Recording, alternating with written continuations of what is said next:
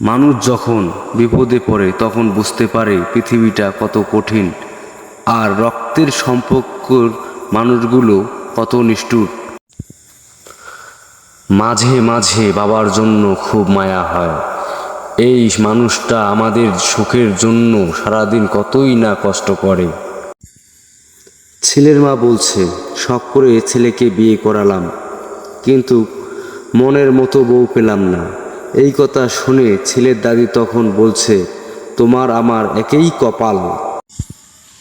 বিবাহিত মেয়েরা বাপের বাড়িতে থাকলে হাজার কথা হজম করতে পারে, অথচ স্বামীর ঘরে কেউ কিছু বললে অত্যাচার মনে করে। বাড়ি ফিরে সবার প্রথম প্রশ্ন, মা কোথায়? মায়ের সাথে কোনো কাজ না থাকলেও কিন্তু মাকে দেখার পরে আলাদা একটা শান্তি আসে, সেটা বলে বোঝানো যাবে না। হুমায়ুন ফরিদি স্যার। হে নারী, স্বামীর ব্যবহার ভালো লাগে না, স্বামীর সংসার ভালো লাগে না, ডিভোর্স দিয়ে বেরিয়ে দেখুন পৃথিবীতে এক মুঠো ভাতের দাম কত। স্বামীর চেয়ে আপন কেউ হয় না। নির্দিষ্ট একটা বয়সের পর বাবা মায়ের কাছেও মেয়েরা বোঝা হয়ে যায়, কিন্তু স্বামী নামের মানুষটা মৃত্যুর আগ পর্যন্ত পরিশ্রম করে যায় স্ত্রীকে ভালো রাখার জন্য। বাড়ি চলে আয়, তোর হাত খরচ আমি চালাবো, আমি মরে গেছি নাকি? 58 বছর বয়সে বাবার এমন কথা শুনে চোখ দিয়ে অশ্রু ঝরে। বাবার অর্থ সম্পদ নয়, বাবা বেঁচে থাকাটাই পৃথিবীর সবচেয়ে বড় সাহস, শক্তি। পুরুষ কখনো রূপের জন্য নারীকে ত্যাগ করে না, ত্যাগ করে তার আচরণের জন্য।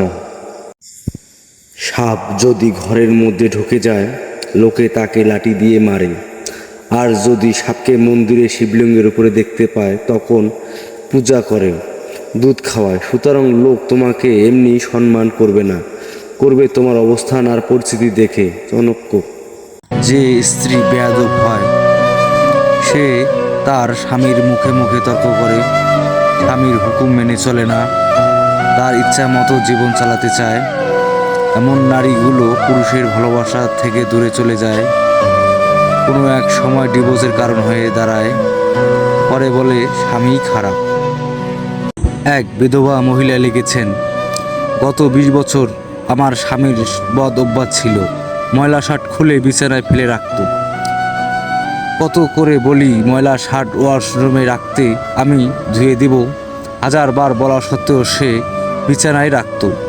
ও যদি আবার ফিরে আসতো আমার মৃত্যুর আগ পর্যন্ত ওর ময়লা শার্ট বিছানা থেকে নিয়ে ধুয়ে দিতাম, কখনো কিছু বলতাম না। মানুষ যখন কাউকে হারিয়ে ফেলে তখন তার গুরুত্বটা বোঝে।